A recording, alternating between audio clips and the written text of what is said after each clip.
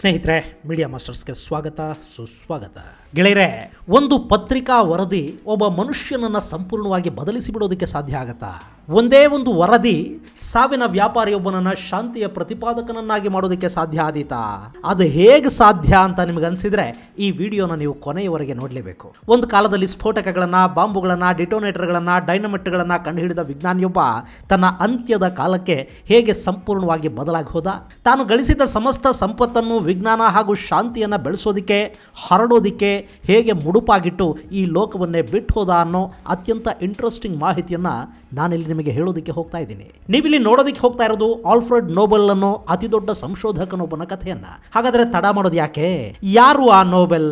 ಆತನ ಹೆಸರಲ್ಲಿ ಪ್ರತಿ ವರ್ಷ ಪ್ರಶಸ್ತಿಯನ್ನು ಯಾಕೆ ಕೊಡ್ತಾರೆ? ಅದನ್ನ ಡಿಸೆಂಬರ್ 10ನೇ ತಾರೀಖೇ ಯಾಕೆ ಕೊಡ್ತಾರೆ? ಆತ ನೋಬೆಲ್ ಪ್ರಶಸ್ತಿಗಾಗಿ ಬಿಟ್ಟು ಹೋದ ಸಂಪತ್ತೆಷ್ಟು ಅನ್ನೋ ಬಗ್ಗೆ ಒಂದಷ್ಟು ಮಾಹಿತಿಯನ್ನ ಇಲ್ಲಿ ನೋಡೋಣ.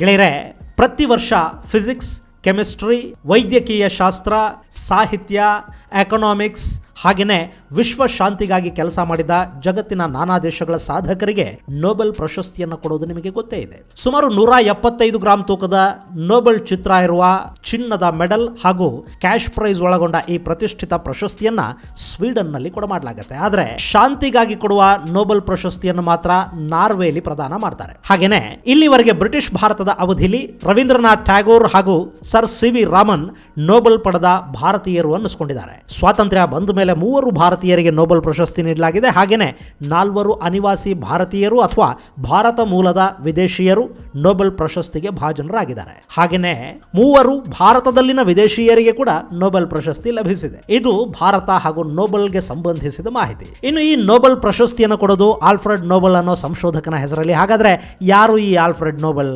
ಸ್ನೇಹಿತರೆ, ಈ ಆಲ್ಫ್ರೆಡ್ ನೋಬೆಲ್ ಹುಟ್ಟಿದ್ದು 1833 ಅಕ್ಟೋಬರ್ 21ನೇ ತಾರೀಕು ಸ್ವೀಡನ್ನ ಸ್ಟಾಕ್ಹೋಮ್ ಅಲ್ಲಿ ಈತನ ಜನನ ಆಗುತ್ತೆ. ತಂದೆ ಇಮ್ಯಾನ್ಯುಯಲ್ ನೋಬೆಲ್. ಆತ ಇಂಜಿನಿಯರ್ ಆಗಿದ್ದ. ಬಂಡೆಗಳನ್ನ ಒಡೆದು ಕೆರೆಗಳನ್ನ ನಿರ್ಮಾಣ ಮಾಡೋದ್ರಲ್ಲಿ ಆತ ಸಿದ್ಧಹಸ್ತ ಅನ್ನಿಸ್ಕೊಂಡಿದ್ದ. ಹಾಗೇನೆ ಪ್ಲೇವುಡ್ ಕಾರ್ಖಾನೆಯನ್ನು ಕೂಡ ಈ ಇಮ್ಯಾನ್ಯುಯಲ್ ಹೊಂದಿದ್ದ.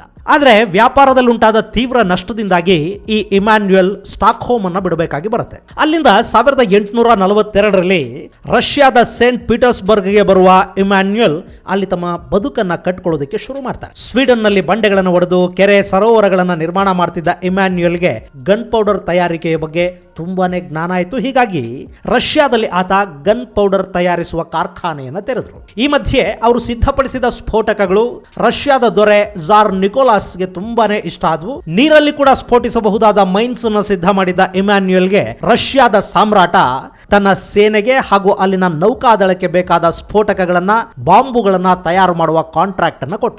ಇದು ಇಮ್ಯಾನ್ಯುಯಲ್ ನೋಬೆಲ್ ಕುಟುಂಬವನ್ನ ಮತ್ತೆ ಶ್ರೀಮಂತಗೊಳಿಸಿತು. ಅದೇ ಸಮಯಕ್ಕೆ ರಷ್ಯಾ ಹಾಗೂ ಟರ್ಕಿಯ ನಡುವೆ ಯುದ್ಧ ಶುರುವಾಯಿತು. ಆ ಯುದ್ಧವನ್ನ ಕ್ರಿಮಿಯನ್ ವಾರ್ ಅಂತ ಕರೀತಾರೆ. 1853ರಿಂದ 1856ರ ನಡುವೆ ನಡೆದ ಆ ಯುದ್ಧ ಇಮ್ಯಾನ್ಯುಯಲ್ ನೋಬೆಲ್ನ ಅದೃಷ್ಟವನ್ನು ಬದಲಿಸಿಬಿಡ್ತು. ಇಮ್ಯಾನ್ಯುಯಲ್ ತಮ್ಮ ಮಕ್ಕಳಿಗೆ ಉತ್ತಮ ವಿದ್ಯಾಭ್ಯಾಸ ಸಿಗೋ ಹಾಗೆ ನೋಡಿಕೊಂಡ್ರು. ಮಗ Alfred German, English, French, Swedish, Russian ಭಾಷೆಗಳನ್ನು ಕಲಿತಿದ್ದ. ಸಾಹಿತ್ಯ ಹಾಗೂ ಕಾವ್ಯದ ಮೇಲೆ ಆಸಕ್ತಿಯನ್ನು ಬೆಳೆಸ್ಕೊಂಡಿದ್ದ. ಆದರೆ ತಂದೆಗೆ ಸಾಹಿತ್ಯ, ಕವನಗಳು ಇವೆಲ್ಲ ಇಷ್ಟ ಇರಲಿಲ್ಲ. ಮಗ ಕೆಮಿಕಲ್ ಇಂಜಿನಿಯರ್ ಆಗಲಿ ಅಂತ ಇಮ್ಯಾನ್ಯುಯಲ್ ಬಯಸಿದ್ರು. ಹೀಗಾಗಿ 1850ರಲ್ಲಿ ಅಂದ್ರೆ ತಮ್ಮ 17ನೇ ವಯಸ್ಸಿಗೆ ಆಲ್ಫ್ರೆಡ್ ನೋಬೆಲ್ ಅಮೆರಿಕಾಗೆ ಇಂಜಿನಿಯರಿಂಗ್ ವ್ಯಾಸಂಗಕ್ಕಾಗಿ ಬರ್ತಾರೆ. ಹಾಗೆ ಬಂದವರು ಅಲ್ಲಿಂದ ಸ್ವೀಡನ್ಗೆ ಹೋಗ್ತಾರೆ, ಹಾಗೆ ಪ್ಯಾರಿಸ್ಗೆ ಬರ್ತಾರೆ. ಹಾಗೆ ಬಂದಾಗಲೇ ಅಲ್ಲಿ ನಿಕೋಲಾಯ್ ಜೆನಿನ್ ಮತ್ತು ಎಸ್ಕೆನಿಯೋ ಸೊಬ್ರೆರೋ ಅನ್ನೋ 2 ರಸಾಯನಶಾಸ್ತ್ರದ ವಿಜ್ಞಾನಿಗಳನ್ನ ಭೇಟಿ ಮಾಡ್ತಾರೆ ಆಲ್ಫ್ರೆಡ್ ನೋಬೆಲ್. ಹೀಗೆ ನೋಬೆಲ್ ಭೇಟಿ ಮಾಡೋ ಹೊತ್ತಿಗಾಗಲೇ ಸೊಬ್ರೆರೋ ನೈಟ್ರೋಗ್ಲಿಸರಿನ್ ಬಗ್ಗೆ ಸಂಶೋಧನೆಯನ್ನು ನಡೆಸಿದ್ರು. ಗೆಳೆಯರೆ, ಸ್ಫೋಟಕಗಳ ತಯಾರಿಗೆ ನೈಟ್ರೋಜನ್ ಬಳಕೆ ಆಗುತ್ತೆ. ಇಲ್ಲಿ ಸೊಬ್ರೆರೋ ತಯಾರು ಮಾಡಿದ ಈ ನೈಟ್ರೋಗ್ಲಿಸರಿನ್ ದ್ರವ ರೂಪದಲ್ಲಿತ್ತು. ಹೀಗಾಗಿ ಅದು ಅತ್ಯಂತ ಅಸುರಕ್ಷಿತ ಅನ್ನಿಸ್ಕೊಳ್ತಾ ಇತ್ತು. ಅಂದ್ರೆ ಅದನ್ನ ಸ್ಟಾಕ್ ಮಾಡೋದಕ್ಕೆ ಸಾಧ್ಯ ಆಗ್ತಿರ್ಲಿಲ್ಲ. ಒಂದು ಕಡೆಯಿಂದ ಇನ್ನೊಂದು ಕಡೆಗೆ ಅದನ್ನ ಸಾಗಾಟ ಮಾಡೋದು ತುಂಬಾನೇ ಕಷ್ಟ ಆಗಿತ್ತು. ಅದು ಯಾವುದೇ ಸಂದರ್ಭದಲ್ಲಿ ಕೂಡ ಸ್ಫೋಟಗೊಳ್ಳುವ ಸಂಭವ ಇರ್ತಾ ಇತ್ತು. ಹೀಗಾಗಿ ಅತ್ಯಂತ ಅಪಾಯಕಾರಿ ಸ್ಥಿತಿಯಲ್ಲಿದ್ದ ಈ ನೈಟ್ರೋಗ್ಲಿಸರಿನ್ ಬಗ್ಗೆ ಆಲ್ಫ್ರೆಡ್ಗೆ ಆಸಕ್ತಿ ಹೆಚ್ಚಾಗ್ತಾ ಹೋಯಿತು. ಇದರ ಬಗ್ಗೆ ಹೆಚ್ಚು ಹೆಚ್ಚು ಸಂಶೋಧನೆಗೆ ಮುಂದಾಗ್ತಾರೆ ಆಲ್ಫ್ರೆಡ್ ನೋಬೆಲ್.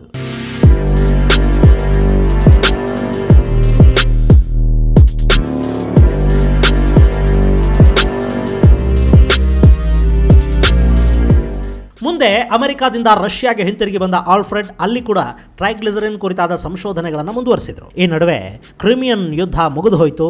ಹೀಗಾಗಿ ರಷ್ಯಾದ ದೊರೆ ಸೇನೆಯ ಮೇಲೆ ಮಾಡ್ತಾ ಇದ್ದ ಖರ್ಚನ್ನು ಕಡಿಮೆ ಮಾಡ್ದ. ಈಗ ಅಲ್ಲಿ ಸ್ಫೋಟಕಗಳ ಅಗತ್ಯ ಕೂಡ ಇರಲಿಲ್ಲ. ಹೀಗಾಗಿ ಇಮ್ಯಾನ್ಯುಯಲ್ನ ವ್ಯಾಪಾರ ನಿಂತು ಹೋಯಿತು. ಅವರಲ್ಲಿಂದ ಮತ್ತೆ ಸ್ವೀಡನ್ಗೆ ಹಿಂತಿರುಗಿ ಬರಬೇಕಾಯಿತು. ಈ ಮಧ್ಯೆ ಆಲ್ಫ್ರೆಡ್ನ ಇಬ್ಬರು ಅಣ್ಣಂದಿರು ರಷ್ಯಾದಲ್ಲೇ ಉಳ್ಕೊಂಡ್ರು. ಅವರು ಅಲ್ಲಿ ಮುಂದೆ ಬ್ರಾನೋಬಲ್ ಅನ್ನೋ ಆಯಿಲ್ ಕಂಪನಿಯನ್ನು ಸ್ಥಾಪನೆ ಮಾಡಿದರು. ಮತ್ತೊಂದು ಕಡೆ ತಂದೆ ಹಾಗೂ ತನ್ನ ಇನ್ನೊಬ್ಬ ಸಹೋದರನ ಜೊತೆ ಸ್ವೀಡನ್ಗೆ ಬಂದ ಆಲ್ಫ್ರೆಡ್ ಸ್ಟಾಕ್ಹೋಮ್ ಅಲ್ಲಿ ಚಿಕ್ಕದೊಂದು ಪ್ರಯೋಗಾಲಯ ಸ್ಥಾಪಿಸಿಕೊಂಡು ಅಲ್ಲೇ ಈ ನೈಟ್ರೋಗ್ಲಿಸರಿನ್ ಮೇಲೆ ಪ್ರಯೋಗವನ್ನು ಶುರು ಮಾಡ್ತಾರೆ. ದ್ರವ ರೂಪದಲ್ಲಿದ್ದ ನೈಟ್ರೋಗ್ಲಿಸರಿನ್ ಅನ್ನ ರೂಪಾಂತರಿಸಿ ಅದನ್ನು ಸುರಕ್ಷಿತ ಮತ್ತು ಸ್ಫೋಟಕದ ರೂಪ ತರೋ ಪ್ರಯತ್ನ ಆಲ್ಫ್ರೆಡ್ ನೋಬೆಲ್ದು. ಹೀಗೆ ಪ್ರಯೋಗ ಮಾಡ್ತಿರುವಾಗಲೇ 1864ರಲ್ಲಿ ನೈಟ್ರೋಗ್ಲಿಸರಿನ್ ಸ್ಫೋಟ ಸಂಭವಿಸಿ ಆಲ್ಫ್ರೆಡ್ನ ಸಹೋದರ ಸೇರಿದ ಹಾಗೆ 5 ಪ್ರಯೋಗಾಲಯದಲ್ಲೇ ಸಾವಿಗೀಡಾಗ್ತಾರೆ. ಹೀಗೆ ಸ್ಫೋಟದಲ್ಲಿ ಮಗನನ್ನು ಕಳ್ಕೊಂಡ ಇಮ್ಯಾನ್ಯುಯಲ್ ಮಾನಸಿಕವಾಗಿ ತುಂಬಾ ನೊಂದು ಹೋದ್ರು. ಅವರ ಆರೋಗ್ಯ ಕೂಡ ಕೆಡ್ತು. ಆದರೆ ಆಲ್ಫ್ರೆಡ್ ಇದರಿಂದ ಹೆಚ್ಚು ವಿಚಲಿತರಾಗಲಿಲ್ಲ.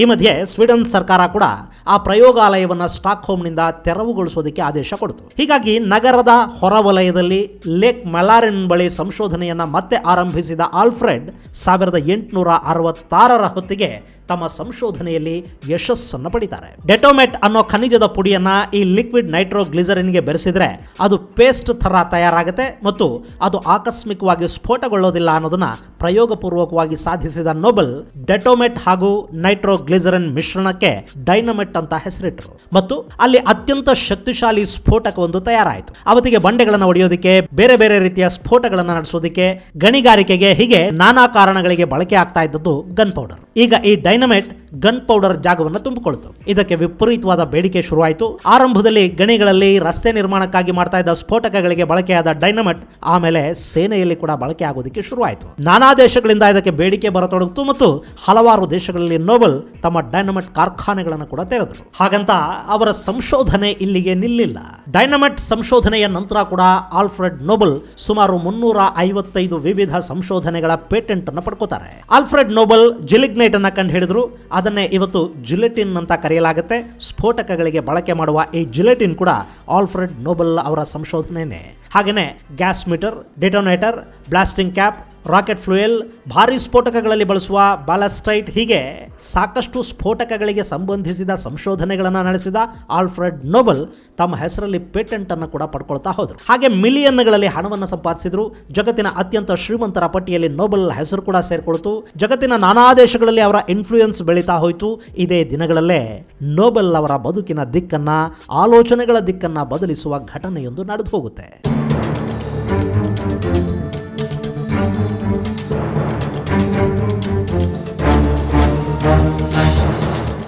ಅದು 1888. ಆಲ್ಫ್ರೆಡ್ ನೋಬೆಲ್ ಅವರ ಸಹೋದರ ಲಡ್ವಿಗ್ ನೋಬೆಲ್ ಸಾವಿಗೀಡಾಗ್ತಾರೆ.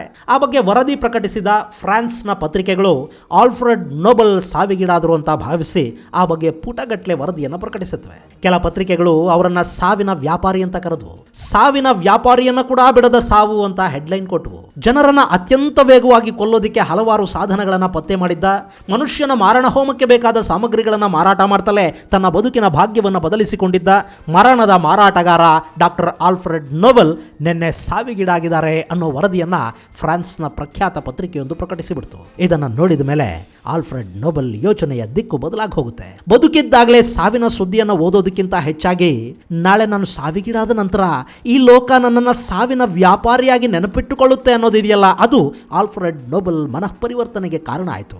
ಇದಾದ ನಂತರ ಅವರು ಸ್ಫೋಟಕಗಳ ಸಂಶೋಧನೆಯನ್ನು ಅಲ್ಲಿಗೆ ನಿಲ್ಲಿಸಿಬಿಡ್ತಾರೆ. ಆ ನಂತರ ನವೆಂಬರ್ 27, 1895ರಲ್ಲಿ ಒಂದು ವಿಲ್ ಬರೆದ ನೋಬೆಲ್ ತಮ್ಮ ಒಟ್ಟು ಆಸ್ತಿಯಲ್ಲಿ 94%ರಷ್ಟನ್ನು ವಿಜ್ಞಾನ ಕ್ಷೇತ್ರ ಹಾಗೂ ಶಾಂತಿಯ ಕ್ಷೇತ್ರದಲ್ಲಿ ಸಾಧನೆ ಮಾಡಿದ ವಿಜ್ಞಾನಿಗಳಿಗೆ ಕೊಡೋದಕ್ಕೆ ತಿಳಿಸ್ತಾರೆ. ಅದಾದ 1 ವರ್ಷಕ್ಕೆ ಅಂದರೆ ಡಿಸೆಂಬರ್ 10, 1896ರಲ್ಲಿ ನೋಬೆಲ್ ಕೊನೆಯುಸಿರನ್ನು ಎಳಿತಾರೆ. ಆದರೆ ಅವರು ಹೀಗೆ ವಿಲ್ ಬರೆದಿಟ್ಟಿದ್ದು ಅವರ ಕುಟುಂಬ ಸದಸ್ಯರಿಗೆ ಇಷ್ಟ ಆಗಲಿಲ್ಲ. ಹೀಗಾಗಿ ಈ ವಿಲ್ ಅನ್ನು ಪ್ರಶ್ನಿಸಿ ನ್ಯಾಯಾಲಯದಲ್ಲಿ ಪ್ರಕರಣ ದಾಖಲಾಯಿತು. ಸುಮಾರು 5 ವರ್ಷಗಳ ಕಾನೂನು ಹೋರಾಟದ ನಂತರ 1901ರ ಹೊತ್ತಿಗೆ ನ್ಯಾಯಾಲಯ ಈ ಪ್ರಕರಣದಲ್ಲಿ ತೀರ್ಪನ್ನು ಕೊಡ್ತು. ಆಲ್ಫ್ರೆಡ್ ನೋಬೆಲ್ ಬರೆದಿರುವ ವಿಲ್ ಅನ್ನ ಊರ್ಜಿತಗೊಳಿಸಿತು ನ್ಯಾಯಾಲಯ. ಹೀಗಾಗಿನೇ 1901ರಿಂದ ನೋಬೆಲ್ ಪ್ರಶಸ್ತಿಗಳನ್ನು ಕೊಡೋದಕ್ಕೆ ಆರಂಭ ಮಾಡಲಾಯಿತು. ಹಾಗೆ ಭಾರತದ ರವೀಂದ್ರನಾಥ್ ಟ್ಯಾಗೋರ್ ಅವರಿಗೆ ನೋಬೆಲ್ ಬಂದದ್ದು 1913ರಲ್ಲಿ. ಇನ್ನು ಫಿಸಿಕ್ಸ್, ಕೆಮಿಸ್ಟ್ರಿ, ವೈದ್ಯಕೀಯ ವಿಜ್ಞಾನ, ಸಾಹಿತ್ಯ, ಶಾಂತಿ ಹೀಗೆ ನಾನಾ ಕ್ಷೇತ್ರಗಳಲ್ಲಿ ಕೆಲಸ ಮಾಡಿದ ಸಾಧಕರಿಗೆ ಕೊಡಮಾಡುವ ನೋಬೆಲ್ ಪ್ರಶಸ್ತಿ ಗಣಿತಶಾಸ್ತ್ರಜ್ಞರಿಗೆ ಕೊಡಲಾಗುವುದಿಲ್ಲ. ಇಲ್ಲಿ ಆಲ್ಫ್ರೆಡ್ ನೋಬೆಲ್ ಅವರ ಪ್ರೇಯಸಿ ಅವರನ್ನು ಬಿಟ್ಟು ಗಣಿತಶಾಸ್ತ್ರಜ್ಞನ ಹಿಂದೆ ಹೋದ್ಲು. ಹೀಗಾಗಿ ಗಣಿತಶಾಸ್ತ್ರಜ್ಞರ ಬಗ್ಗೆ ನೋಬೆಲ್ಗೆ ದ್ವೇಷ ಇತ್ತು ಅಂತ ಕೆಲವರು ಹೇಳ್ತಾರೆ. ಆದರೆ ಅದಕ್ಕೆ ಯಾವುದೇ ಪುರಾವೆಗಳಿಲ್ಲ. ಇಲ್ಲಿ ಮಾನವ ಕುಲಕ್ಕೆ ಹೆಚ್ಚಿನ ಪ್ರಯೋಜನಗಳನ್ನುಂಟು ಮಾಡುವ ಆವಿಷ್ಕಾರಗಳಿಗೆ ಪ್ರಶಸ್ತಿಯನ್ನು ಕೊಡಬೇಕು ಅನ್ನೋದು ಆಲ್ಫ್ರೆಡ್ ನೋಬೆಲ್ ಅವರ ಬಯಕೆಯಾಗಿತ್ತು ಮತ್ತು ಗಣಿತದ ಬಗ್ಗೆ ಅವರಿಗೆ ಮೊದಲಿಂದ ಕೂಡ ಅಂಥ ಆಸಕ್ತಿ ಇರಲಿಲ್ಲ. ಹೀಗಾಗಿ ನೋಬೆಲ್ ಪ್ರಶಸ್ತಿಗೆ ಗಣಿತವನ್ನು ಪರಿಗಣಿಸಲಾಗುವುದಿಲ್ಲ. ಹಾಗೆ 1968ರವರೆಗೆ ಎಕನಾಮಿಕ್ಸ್ ಕ್ಷೇತ್ರಕ್ಕೆ ಕೂಡ ನೋಬೆಲ್ ಅನ್ನು ಕೊಡ್ತಾ ಇರಲಿಲ್ಲ. 1968ರಲ್ಲಿ ಸ್ವೀಡನ್ನ ರಿಕ್ಸ್ ಬ್ಯಾಂಕ್ ಎಕನಾಮಿಕ್ಸ್ಗೆ ನೋಬೆಲ್ ಕೊಡೋದಕ್ಕೆ ಫಂಡಿಂಗ್ ಮಾಡ್ತಾ ಇದೆ. ಅಂದಹಾಗೆ ಅವತ್ತಿಗೆ ಆಲ್ಫ್ರೆಡ್ ನೋಬೆಲ್ ಬಿಟ್ಟೋದ ಸಂಪತ್ತಿನ ಮೌಲ್ಯ ಸುಮಾರು 31 ಮಿಲಿಯನ್ ಸ್ವೀಡಿಷ್ ಕ್ರೋನರ್. ಆ ಸಂಪತ್ತನ್ನು ಮ್ಯಾನೇಜ್ ಮಾಡ್ತಾ ಇರೋದು ಕೂಡ ಇದೇ ಸ್ವೀಡನ್ನ ರಿಕ್ಸ್ ಬ್ಯಾಂಕ್. ಇದು ಗೆಳೆಯರೆ, ತನ್ನ ಬದುಕಿನ ಉದ್ದಕ್ಕೂ ಸ್ಫೋಟಕಗಳ ಬಗ್ಗೆ ಸಂಶೋಧನೆ ನಡೆಸಿದ್ದ, ತನ್ನ ಆವಿಷ್ಕಾರಗಳ ಮೂಲಕ ಜಗತ್ತಿನಾದ್ಯಂತ ಕೋಟ್ಯಂತರ ಜನರ ಸಾವಿಗೆ ಕಾರಣನಾದ, ಅದರಿಂದಲೇ ಲಕ್ಷಾಂತರ ಡಾಲರ್ ಹಣವನ್ನು ಸಂಪಾದಿಸಿ ಶ್ರೀಮಂತಿಕೆಯ ತುದಿಗೇರಿದ್ದ, ಸಾವಿನ ವ್ಯಾಪಾರಿ ಅಂತ ಕರೆಸಿಕೊಂಡ ಸಂಶೋಧಕನೊಬ್ಬ ತನ್ನ ಸಮಸ್ತ ಸಂಪತ್ತನ್ನು ವೈಜ್ಞಾನಿಕ ಅನ್ವೇಷಣೆಗಳಿಗೆ, ಶಾಂತಿಗೆ ಪ್ರಶಸ್ತಿಯನ್ನು ಕೊಡೋದಕ್ಕೆ ಧಾರೆ ಎರೆದು ಹೋದ ಕತೆ. ಇನ್ನು ಹಾಗೆ ಪ್ರತಿ ವರ್ಷ ಡಿಸೆಂಬರ್ 10ನೇ ತಾರೀಕು ಈ ಪ್ರಶಸ್ತಿ ಪ್ರದಾನ ನಡೆಯುತ್ತೆ. ಯಾಕೆಂದ್ರೆ ಡಿಸೆಂಬರ್ 10 ಆಲ್ಫ್ರೆಡ್ ನೋಬೆಲ್ ಅವರು ಕೊನೆಯುಸಿರೆಳೆದ ದಿನ. ಈ ವಿಶ್ವವಿಖ್ಯಾತ ಪ್ರಶಸ್ತಿಗಾಗಿ ನಾನಾ ದೇಶಗಳ ಸಾಧಕರು ನಾನಾ ರೀತಿಯಲ್ಲಿ ಪ್ರಯತ್ನ ಕೂಡ ಮಾಡ್ತಾರೆ. ಆದರೆ ಇಂಥ ಪ್ರಶಸ್ತಿಯನ್ನು ಕೂಡ ಸರಾಸಗಟಾಗಿ ತಿರಸ್ಕರಿಸಿದವರು ನಮ್ಮ ನಡುವೆ ಇದ್ದಾರೆ. ಆ ಸ್ವಾಭಿಮಾನಿಗಳ ಬಗ್ಗೆ ಹೇಳದೇ ಇದ್ರೆ ಅವರಿಗೆ ಅವಮಾನ ಮಾಡಿದ ಹಾಗಾಗುತ್ತೆ.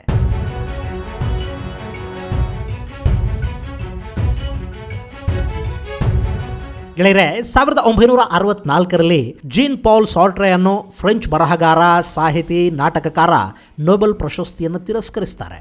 ಪ್ರಶಸ್ತಿ ಎಷ್ಟೇ ದೊಡ್ಡದಿರಲಿ, ಗೌರವಪ್ರದವಾಗಿರಲಿ, ಒಬ್ಬ ಬರಹಗಾರ ತನ್ನ ಸ್ವಂತಿಕೆಯನ್ನು ಕಾಪಾಡ್ಕೋಬೇಕೇ ಹೊರತು ಸಾಂಸ್ಥಿಕ ವ್ಯಕ್ತಿಯಾಗಿ ಪರಿವರ್ತನೆಗೊಳ್ಳಬಾರದು ಅಂತ ಹೇಳ್ತಾರೆ ಜೀನ್ ಪೌಲ್. ಹಾಗೇನೆ 1973ರಲ್ಲಿ ವಿಯೆಟ್ನಾಂನ ಕ್ರಾಂತಿಕಾರಿ ನಾಯಕ ಲೀ ಡ್ಯೂಕ್ ಥೋ ಅವರನ್ನ ವಿಯೆಟ್ನಾಂ ಶಾಂತಿ ಸ್ಥಾಪನೆಗಾಗಿ ನೋಬೆಲ್ ಪ್ರಶಸ್ತಿಗೆ ಆಯ್ಕೆ ಮಾಡಲಾಯಿತು.